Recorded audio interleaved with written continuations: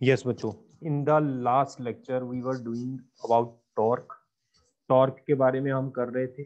आज टॉर्क से आगे बच्चों हम कर रहे हैं। टॉर्क से आगे जो हम आज बात करेंगे, लेक्चर नंबर 9 है रोटेशनल मोशन का। ठीक है, इसके अंदर लेक्चर नंबर 9 आज हम कर रहे हैं।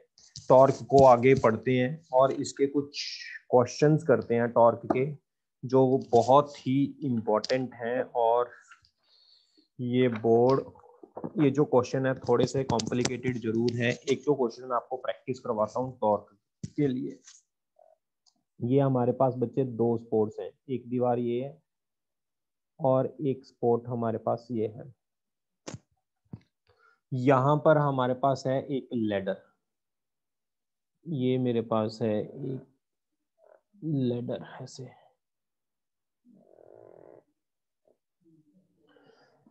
ठीक, ये मेरे पास पॉइंट है ए, ये मेरे पास बी, और इस पॉइंट को मैंने नाम दिया सी। ये पॉइंट है मेरे पास डी। ये 4 पॉइंट है। रॉड का जो मास है वो m है, रॉड की लेंथ है जो l है। फाइंड टॉर्क, हमने टॉर्क पता करनी है। Find torque about point A B C D, ये चारों पॉइंट्स पर हमने टॉर्क की वैल्यू कैलकुलेट करनी है। अगर बच्चों चारों पॉइंट पर हमने टॉर्क की वैल्यू कैलकुलेट करनी है, सबसे पहले मैं आपको बताऊं कि हम जो टॉर्क कैलकुलेट कर रहे हैं वो पॉइंट ए पर कैलकुलेट कर रहे हैं। टॉर्क एट पॉइंट ए, अगर मैं पॉइंट ए की बात करूं, टॉर्क एट पॉइंट ए की, मैंने ए पॉइंट के अबाउट टॉर्क पता करनी है। ठीक बच्चों, यानी ए हमारा ऑब्जर्वेशन वाला पॉइंट है। सबसे पहले ए ब्लू कलर से मैंने डिनोट किया, a point is our observation point. ठीक है, यहां से हमने टॉर्क पता करनी है और इस पॉइंट पर टॉर्क कौन कौन सी फोर्सेस की वजह से लग सकती है। सबसे पहले तो हम देखते हैं फोर्सेस कौन कौन सी लग रही है। एक तो इस पॉइंट पर नॉर्मल कहाँ लगेगा, ऊपर लगेगा। इस पॉइंट पर नॉर्मल कहाँ लगेगा, इधर लगेगा। इसका वेट सेंटर से डाउनवर्ड लगेगा। अब इस पॉइंट के अबाउट देखो कौन कौन सी फोर्सेस हैं, उन सभी फोर्सेस की हम की वजह से हमने टॉर्क लगानी है।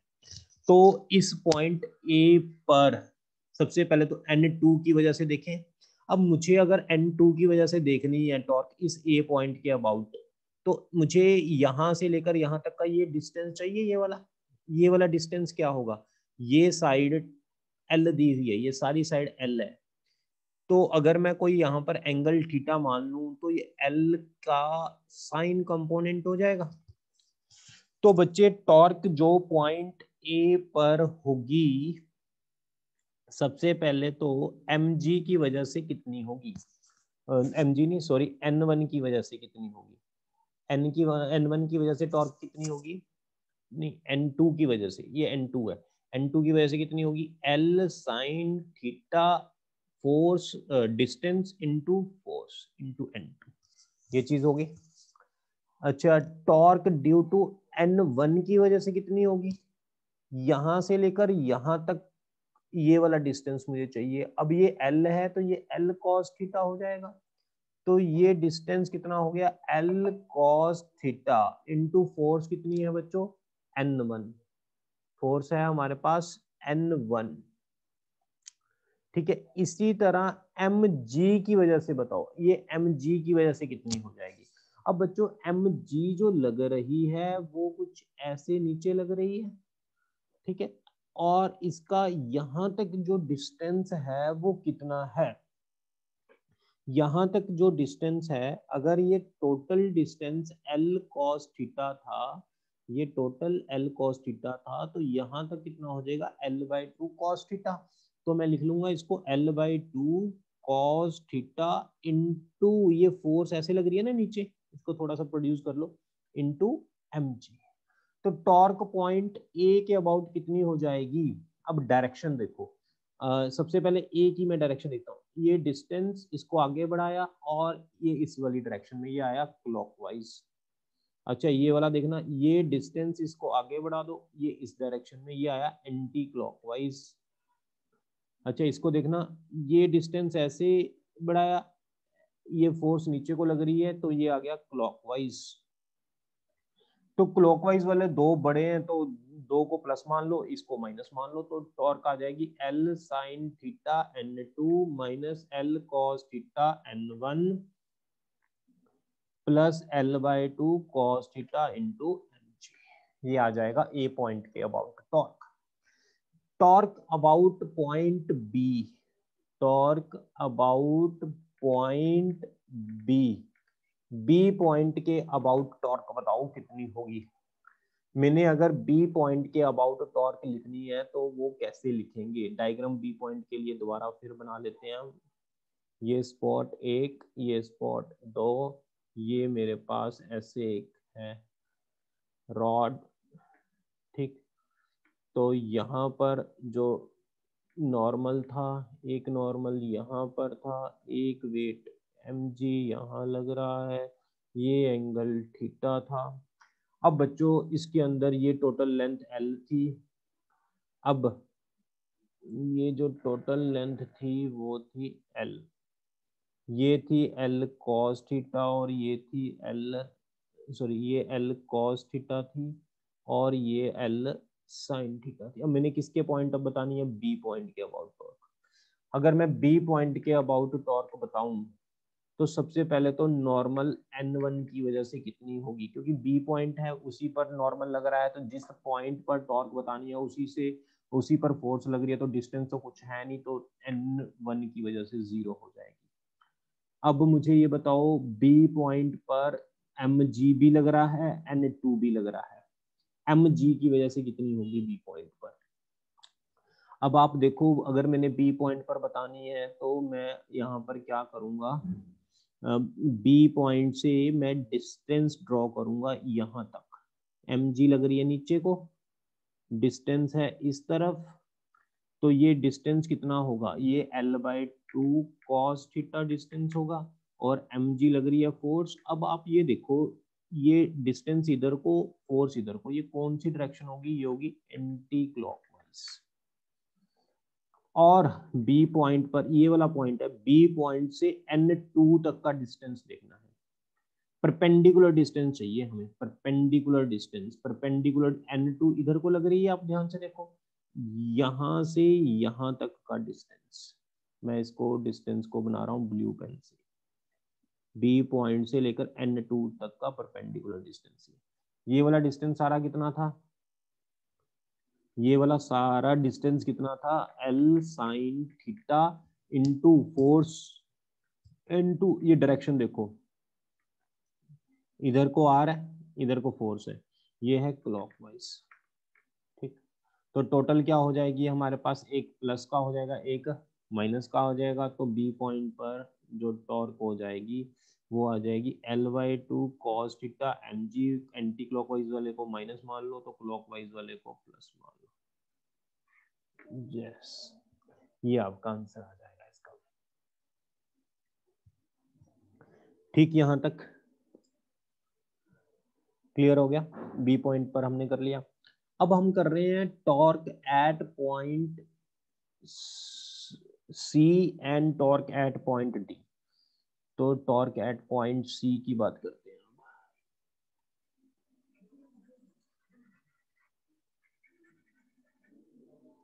देखो बच्चों अगर मैं टॉर्क एट पॉइंट C की बात करूंगा, टॉर्क एट पॉइंट C, अगर मैं C पॉइंट की बात करूंगा, टॉर्क C पॉइंट पर देखूंगा, जिस पॉइंट पर टॉर्क देखते हैं उस पॉइंट पर जो फोर्स लगती है उसकी वजह से टॉर्क हमेशा 0 होती है।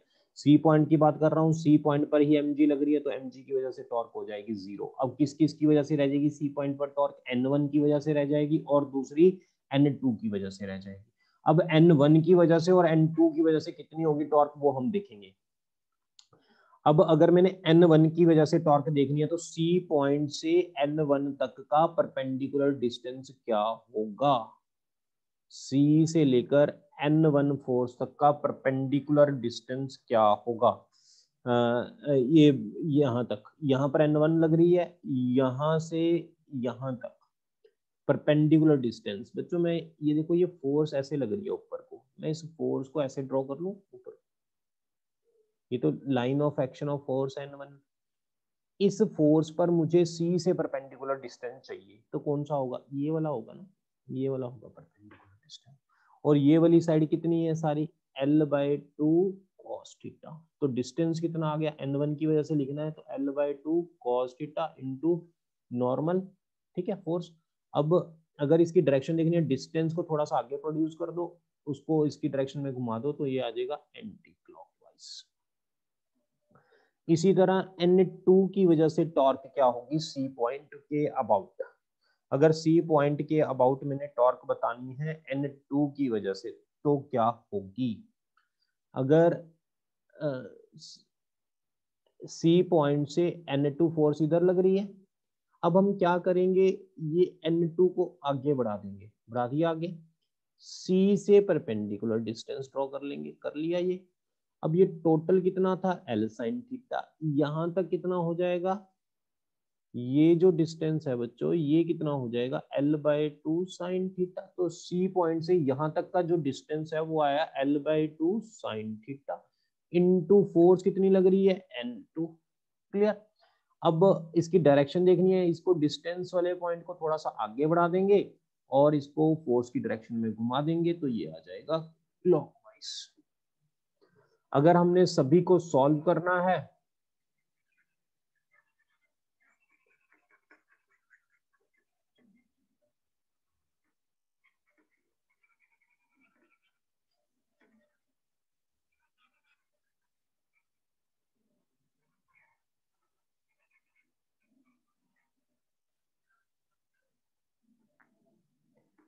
यस, अगर हमने सभी को यहाँ पर सॉल्व करना है, तो मैं C पॉइंट के अबाउट लिखूं L/2 cos थीटा N1, इसको मैंने माइनस का मान लिया, L/2 sin थीटा N2, इसको मैंने प्लस का मान लिया।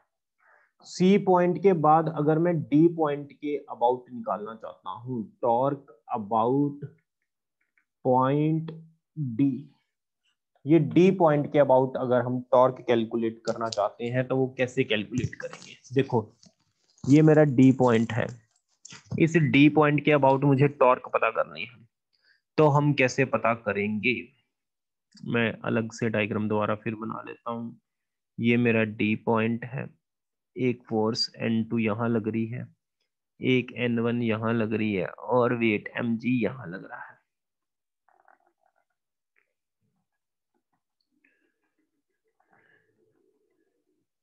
ठीक, अब मुझे इसके अंदर बताओ कि टॉर्क अगर D पॉइंट के अबाउट बतानी है, तो सबसे पहले तो टॉर्क N2 की वजह से कितनी हो जाएगी, वो जीरो हो जाएगी N2 की वजह से, क्योंकि इसी पॉइंट पर फोर्स लग रही है, इसी पॉइंट पर टॉर्क बतानी है, तो ये N2 की वजह से जीरो हो जाएगी। जिस पॉइंट पर टॉर्क बतानी है उस पॉइंट पर अगर फोर्स लगे तो टॉर्क हमेशा जीरो होगी, क्योंकि उससे कोई परपेंडिकुलर डिस्टेंस नहीं होगा। तो अब N1 की वजह से बता दें, अब D पॉइंट जिसके अबाउट बताना है वहां से हमने डिस्टेंस लेना है कहां तक, N1 तक, परपेंडिकुलर डिस्टेंस N1 जहां पर फोर्स लगती है ना उसको पूरा ड्रॉ कर लिया करो, ऐसे पूरा ड्रॉ कर लिया। अब यहां से D से लेकर यहां तक का परपेंडिकुलर डिस्टेंस तो ये हुआ, अभी ये तो हमने निकाला हुआ है, ये कितना निकाला है L cos थीटा, और ये कितना निकाला हुआ L sin थीटा, हमें तो ये चाहिए, यानी L cos theta into force किधर को लग रही है, इधर को N। अब बच्चों आप ये देखो, यहां से हमने फोर्स की तरफ घूमना है, तो ये कौन सी डायरेक्शन होगी, एंटी क्लॉकवाइज। एक क्या रह गई, अब वेट रह गया mg।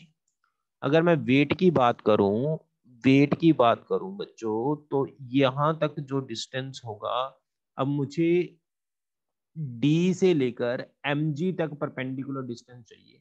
अब आप mg वाली फोर्स ये है, D से मुझे mg तक परपेंडिकुलर डिस्टेंस ये वाला हुआ, ये डिस्टेंस कितना हुआ, ये जो डिस्टेंस है वो है L/2 cos theta into force कितनी लग रही है mg, इसको थोड़ा सा आगे बढ़ा दो, फोर्स की डायरेक्शन में घुमा दो, तो ये आ जाएगी क्लॉकवाइज। ठीक है, तो D पॉइंट के अबाउट कितनी आ गई टॉर्क, ये आ गई हमारे पास m mg/L/2 cos theta minus L cos theta into n, sorry यहाँ पर 1 था, n, ये आ गई हमारी डी पॉइंट पर टॉर्क। थोड़ा सा क्वेश्चन टफ जरूर था लेकिन इंपॉर्टेंट क्वेश्चन था, इससे आप नंबर ऑफ क्वेश्चन सॉल्व कर सकते हो। ठीक, तो आगे चलते हैं बच्चों इसके बाद अगले टॉपिक पर। इसके बाद बात करते हैं हमारे पास कपल की। कपल क्या होता है इसको समझते हैं। कपल से पहले ना एक क्वेश्चन करते हैं, एक और क्वेश्चन करते हैं। ये एक रॉड है, ठीक, ये ए पॉइंट है, ये बी पॉइंट है और ये सी पॉइंट है। ये हमारे पास 3 पॉइंट हैं ए बी सी। यहां पर फोर्स लग रही है एफ, यहां पर फोर्स लग रही है एफ। ये डिस्टेंस जो है बच्चे वो है एल और ये जो डिस्टेंस है वो भी है एल। ठीक है, टॉर्क पॉइंट ए के अबाउट पता करो, बी के अबाउट पता करो और सी के अबाउट पता करो। ये 3 टॉर्क्स आप कैलकुलेट करो। सबसे पहले तो टॉर्क अबाउट ए निकाल लो।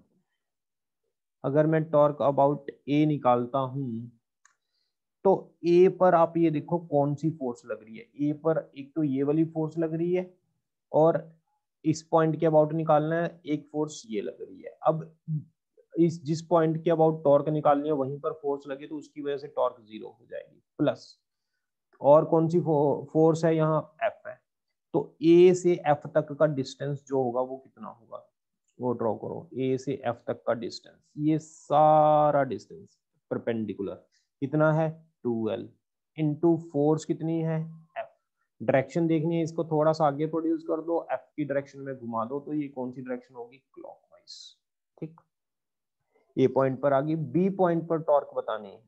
बी पॉइंट पर अगर टॉर्क बतानी है तो इसकी वजह से भी बताएंगे, इसकी वजह से भी। अगर मैंने इसकी वजह से बतानी है तो एफ इंटू ये डिस्टेंस कितना है एल।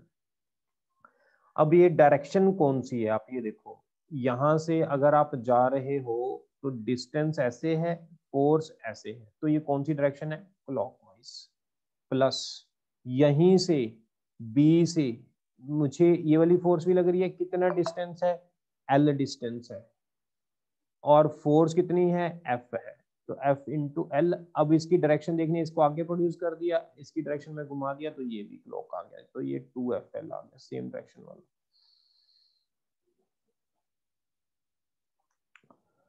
ठीक, ये clockwise.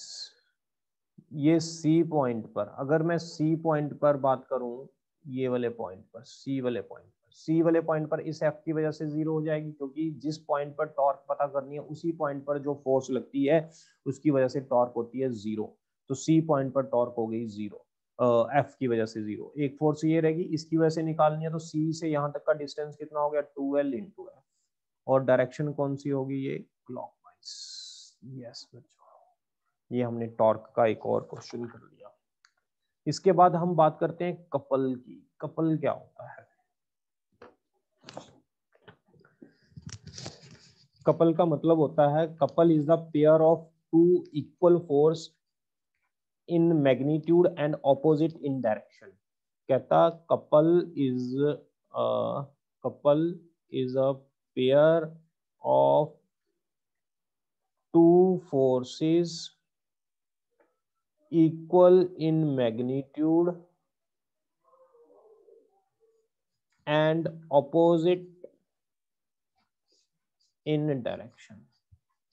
equal in magnitude and opposite in direction, अगर दो फोर्सेस जिनका मैग्नीट्यूड इक्वल है, डायरेक्शन ऑपोजिट है, उसको हम नाम देते हैं कपल। ठीक, जैसे कि एक टैप है, आपको पता है टैप पर जब हम फोर्स लगाते हैं, एक फोर्स इस डायरेक्शन में लगाते हैं, एक फोर्स इस डायरेक्शन में, तो ये टैप क्या हो जाती है, घूम जाती है। तो इसको क्या बोलते हैं, कपल। कपल में क्या होता है, फोर्सेस इक्वल होती हैं और फोर्सेस का मैग्नीट्यूड इक्वल होता है और डायरेक्शन ऑपोजिट होती है। क्लियर।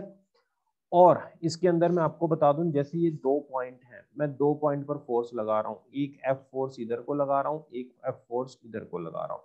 ये दोनों के बीच में डिस्टेंस है, ये एंगल थीटा है, ये एंगल थीटा है। तो अगर मैंने इसके अंदर कपल पता करनी है, कपल कितनी है, तो बच्चों याद रखना, दो फोर्सेस की टॉर्क का फॉर्मूला यानी कपल का फॉर्मूला होगा दोनों में से कोई भी एक फोर्स इनटू दोनों फोर्स के बीच में परपेंडिकुलर डिस्टेंस क्या है। अब d यहाँ पर परपेंडिकुलर डिस्टेंस नहीं है, तो मुझे क्या चाहिए, परपेंडिकुलर डिस्टेंस। तो मैं ये फोर्स को ना मैं आगे प्रोड्यूस कर सकता हूँ ऐसे।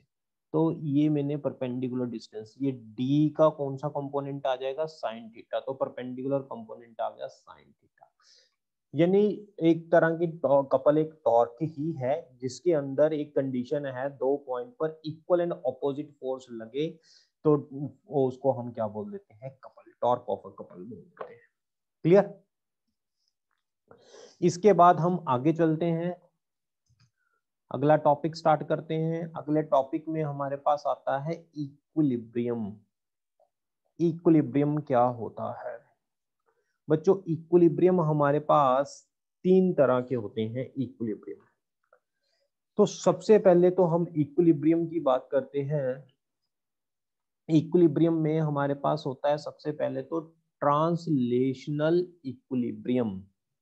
ट्रांसलेशनल इक्विलिब्रियम का मतलब क्या है, इसका मतलब है एक बॉडी है यानी एक रॉड है हमारे पास, इस रॉड पर मैं एक यहां से फोर्स लगा रहा हूं, एक यहां से फोर्स लगा रहा हूं, तो ये रॉड क्या करेगी, अकेला घूम सकती है ऐसे, ये चल तो नहीं सकती, there is no translational motion.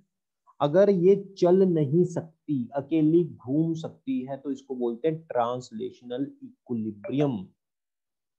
Translational equilibrium क्या होता है, अगर बॉडी पर नेट फोर्स जीरो हो, यानी कोई फोर्स नहीं है, एक फोर्स इधर को लग रही है, एक इधर को, नेट फोर्स जीरो होगी तो ये चल तो सकती नहीं लेकिन घूम सकती है, तो रोटेशनल टॉर्क नॉन जीरो हो तो इसको बोलते हैं ट्रांसलेशनल इक्विलिब्रियम।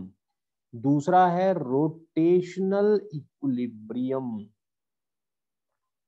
रोटेशनल इक्विलिब्रियम का मतलब बॉडी घूम ना सके, चल सके। रोटेशनल का ये है भी मतलब घूमे ना लेकिन चल सके। कैसे, एग्जांपल, अगर मैं कह दूं ये मैं बॉडी है, इस पर मैंने फोर्स लगाई F1 इधर को, F2 इधर को, तो अगर F1 मेरी F2 से बड़ी होगी तो ये इस डायरेक्शन में चल जाएगी लेकिन घूमेगी नहीं। This is called rotational equilibrium. Rotational translational equilibrium क्या होगा, तीसरा होता है रोटेशनल एंड ट्रांसलेशनल इक्विलिब्रियम। इसका मतलब है बॉडी ना तो घूम सके ना ही चल सके। ये कैसे होगा, अगर ना ही घूम सके ना ही चल सके, इस डायरेक्शन में मैंने फोर्स लगाई, उतनी ही फोर्स मैंने इस डायरेक्शन में लगाई, ना तो ये चलेगी ना ही ये घूमेगी। इसको बोलते हैं ट्रांसलेशनल एंड रोटेशनल इक्विलिब्रियम, और इसको जर्नल इक्विलिब्रियम भी नाम देते हैं। This is also called journal equilibrium. अब हमने इसके साथ के क्वेश्चन करने हैं। क्वेश्चन करने से पहले ना मैं तुम्हें एक चीज और बता दूं, जो ये मेरे पास रोटेशनल इक्विलिब्रियम है ना, इसकी तीन टाइप्स हम करते हैं रोटेशनल इक्विलिब्रियम की। इसकी हमने तीन टाइप पढ़नी है रोटेशनल इक्विलिब्रियम की। एक होता है स्टेबल इक्विलिब्रियम, एक होता है हमारे पास अनस्टेबल इक्विलिब्रियम, और एक हमारे पास होता है बच्चों न्यूट्रल इक्विलिब्रियम। ये तीन तरह के हमारे पास इक्विलिब्रियम होते हैं। रोटेशनल इक्विलिब्रियम में तीन टाइप्स होती हैं, स्टेबल, अनस्टेबल, न्यूट्रल इक्विलिब्रियम। सबसे पहले तो मैं आपको बता दूं इसके अंदर स्टेबल इक्विलिब्रियम क्या होता है। यस बच्चों, स्टेबल इक्विलिब्रियम क्या होता है इसकी बात करते हैं हम, स्टेबल इक्विलिब्रियम की। स्टेबल इक्विलिब्रियम में क्या होता है, जैसे कि एक रॉड है, ठीक, ये तो इसी पोजीशन, यहाँ पर मैंने एक कील इस पर यहाँ पर हिंज कर दिया, यानी इसको कील से यहाँ पर मैंने फिक्स कर दिया। अगर मैं इसको रोटेट करके यहाँ पर ले जाऊंगा रॉड को, तो तो ये कहाँ पर आनी चाहेगी, दोबारा फिर घूम के यहाँ पर आएगी, अपने आप आएगी, तो इसको बोलते हैं stable equilibrium. This is called stable equilibrium. ठीक, अब दूसरा होता है हमारे पास अनस्टेबल इक्विलिब्रियम। अनस्टेबल इक्विलिब्रियम क्या है, उसकी बात कर लेते हैं। अनस्टेबल इक्विलिब्रियम की,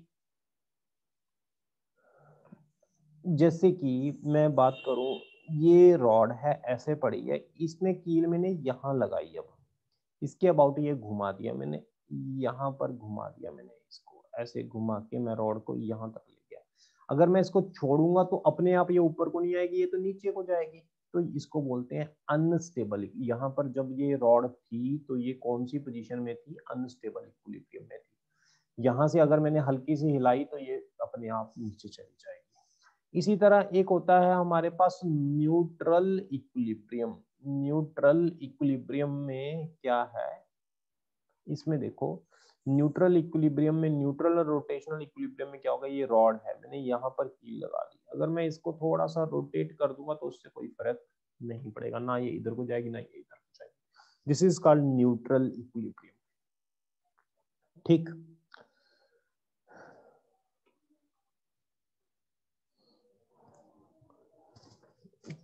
अब हम क्वेश्चंस करते हैं इसके साथ के टॉपिक के। यस बच्चों, इसमें हमारे पास क्वेश्चन है, सबसे पहला क्वेश्चन है रोटेशनल और ट्रांसलेशनल इक्विलिब्रियम के। हमारे पास क्वेश्चंस होंगे, कल मैं और अच्छे क्वेश्चंस आपके साथ डिस्कस भी करूंगा। ठीक, तो सबसे पहला क्वेश्चन करते हैं। इसको रब कर दो। एक रॉड है बच्चों, यहाँ पर पड़ी है ऐसे, इस पर मैंने 2 स्पॉटिंग एज यहाँ पर लगा दिए, इस पॉइंट को मैंने ए नाम दे दिया, इस पॉइंट को नाम दे दिया, इस पॉइंट को नाम मैंने सी दे दिया। ये जो लेंथ है वो है L/2, ये जो लेंथ है वो है L/2। रॉड का मास है m। ठीक है, गिवन रॉड इन जर्नल इक्विलिब्रियम, जो रॉड जो दी हुई है वो है जर्नल इक्विलिब्रियम में है। फाइंड नॉर्मल्स, हमने नॉर्मल्स पता करने हैं बच्चों। इसके अंदर देखो, अगर ये रॉड है हमारे पास, मैंने यहाँ पर ये रॉड रखी हुई है, यहाँ पर नॉर्मल है N1, यहाँ पर नॉर्मल है N2, और वेट इसका mg लग रहा है नीचे, और ये है L/2 और ये है L/2। ठीक, अगर मैंने यहाँ पर टॉर्क बतानी है, इस पॉइंट को नाम दिया A, इस पॉइंट को नाम दिया B, इस पॉइंट को नाम दिया मैंने C, इस पॉइंट को मैंने नाम दिया C। अगर मैं सबसे पहले तो पॉइंट A के अबाउट मैं टॉर्क लिखना चाहता हूँ तो कितनी होगी, पॉइंट ए के अबाउट में टॉर्क लिखना चाहूँ तो कितनी होगी। ए के अबाउट अगर मैं टॉर्क लिखना चाहूँ तो N1 की वजह से टॉर्क हो जाएगी 0, एक mg की वजह से टॉर्क होगी और एक N2 की वजह से टॉर्क होगी। ठीक है, अब mg की वजह से टॉर्क ए पॉइंट के अबाउट कितनी होगी, mg यहां से लेकर यहां तक जो डिस्टेंस है वो कितना है L/2। अब इसकी डायरेक्शन कितनी होगी, किस तरफ होगी डायरेक्शन, इसको थोड़ा सा एक्सटेंड कर लेंगे, mg की डायरेक्शन में घुमा देंगे तो ये आ जाएगा क्लॉकवाइज, प्लस N2 की वजह से टॉर्क कितनी होगी, ए पॉइंट से कितना डिस्टेंस है, ये टोटल L है, और इनटू N2, ये डायरेक्शन देख लो कौन सी है, इसको आगे प्रोड्यूस कर दिया, ये आगे एंटी क्लॉकवाइज, यानी एक प्लस का हो गया तो दूसरा कितना हो गया, माइनस का हो गया। क्लियर है यहां तक, ओके। अब किसी भी पॉइंट के अबाउट, अगर आपको जर्नल इक्विलिब्रियम की बात करेगा, किसी भी पॉइंट के अबाउट आप टॉर्क निकाल लो, मैंने ए पॉइंट के अबाउट निकाल ली, आप बी के अबाउट भी निकाल सकते हो, आप सी के अबाउट भी निकाल सकते हो, ये मैंने आपको टॉर्क निकालनी सिखाई हुई है। मैंने ए के अबाउट टॉर्क निकाल ली। अब ये जर्नल इक्विलिब्रियम में दिया हुआ था। जर्नल का मतलब क्या होता है, ट्रांसलेशनल में भी इक्विलिब्रियम में होता है, रोटेशनल में भी इक्विलिब्रियम में होता है। तो यानी टाउ ए क्या होगा, 0, यानी mg/L/2 L into n/n2 0, mg/L/2 is equal to L into n2, L से L कट गया, n2 कितना आ गया, mg/2। यहां तक क्लियर है, n2। ठीक, अब मैंने n2 निकाल लिया यहाँ से, n2 निकाला है। n2 के बाद अब मैंने निकालना है n1।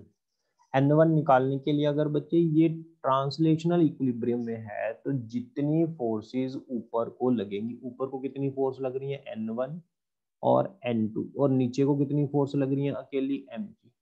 तो n1 प्लस n2 किसके बराबर होगा, mg के बराबर होगा। n1 n2 की value mg/2 mg, n1 mg minus mg/2, ये कितना आ गया, mg/2।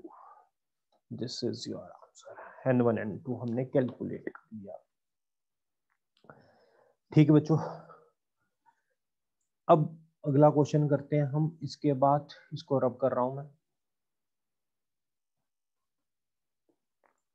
एक रॉड रखी है मैंने यहाँ पर, इस पर फोर्स लग रही है ऊपर को 10 न्यूटन, इस पर जो फोर्स लग रही है ऊपर को 20 न्यूटन, इस पर जो फोर्स लग रही है वो है 30 न्यूटन। ये जो डिस्टेंस है बच्चों वो है 10 मीटर, और ये जो डिस्टेंस है मान लो ये है x। If the rod is in journal equilibrium, if the rod is in journal equilibrium, then find x। अगर रॉड जर्नल इक्विलिब्रियम में होगी तो x पता करो कितना होगा।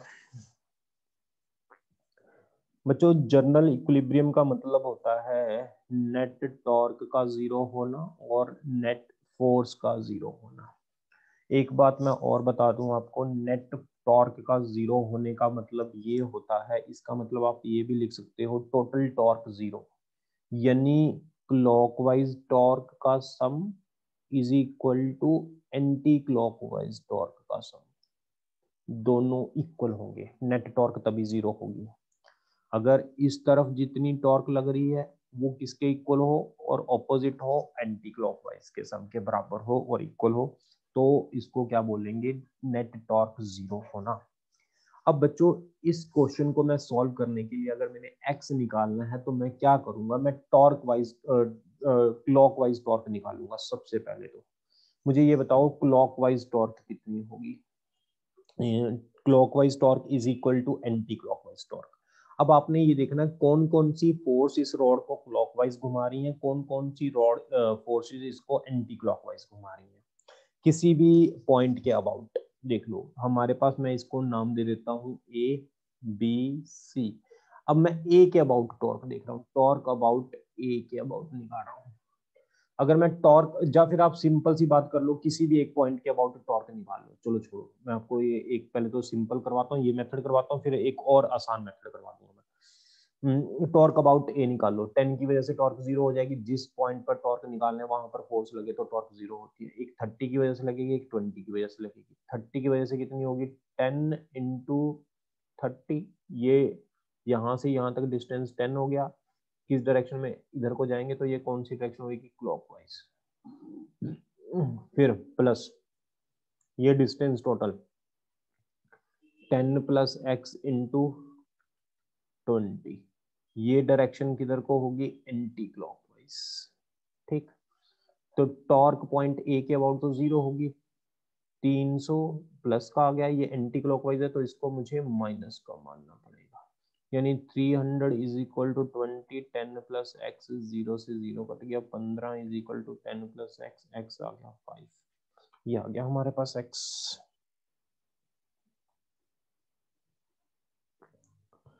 देख लो इसमें कोई डाउट तो नहीं है आपको। यस बच्चों, नेक्स्ट निकालना था, एक्स हमने निकाल लिया। ठीक, तो आप इस क्वेश्चन को ऐसे कर सकते हो। अब मैंने इसको इसमें आपको ये भी बताया था clockwise torque is equal to anti clockwise, ये क्लॉकवाइज टॉर्क को एंटी क्लॉकवाइज के इक्वल रख दो, वही तो आपने किया, क्लॉकवाइज को एंटी क्लॉकवाइज के इक्वल रख दिया तो एक्स की वैल्यू आ गई उससे। ठीक,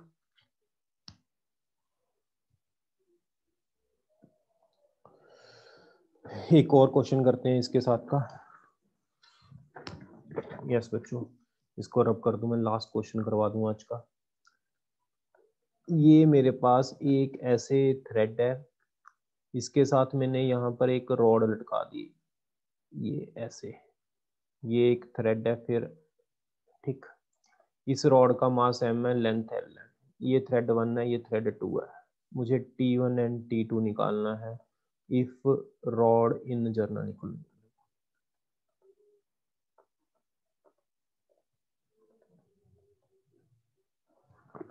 अगर ये रॉड जर्नल इक्विलिब्रियम में हो तो मुझे क्या निकालना है, टेंशन निकालनी है T1 T2। यहाँ पर T1 टेंशन है, यहाँ पर T2 टेंशन मान लेते हैं बच्चे। वेट रॉड का कहाँ लग रहा होगा, mg नीचे लग रहा होगा। किसी भी एक पॉइंट पर आप क्या निकाल लो, टॉर्क निकाल लो, किसी भी एक पॉइंट पर, ए पॉइंट के अबाउट टॉर्क निकालने तो T1 की वजह से 0 हो जाएगी। mg इंटू यहाँ से यहाँ तक कितना डिस्टेंस है, l/2, ये डायरेक्शन कौन सी हो जाएगी, क्लॉकवाइज, प्लस यहाँ से यहाँ तक कितना डिस्टेंस है, l इंटू T2, ये डायरेक्शन कौन सी है, एंटी क्लॉकवाइज। क्लियर।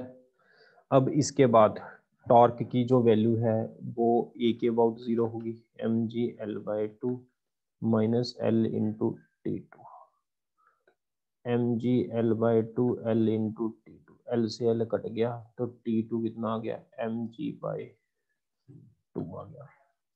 ठीक, मुझे T1 निकालना है, मैं F net is equal to 0 लगा सकता हूँ, अपवर्ड वाली force is equal to downward वाली force, mg/2 is equal to mg, T1 is equal to mg/2। That's it बच्चों, इतना कर लो आज के लिए, इतना बहुत है। ठीक, ओके।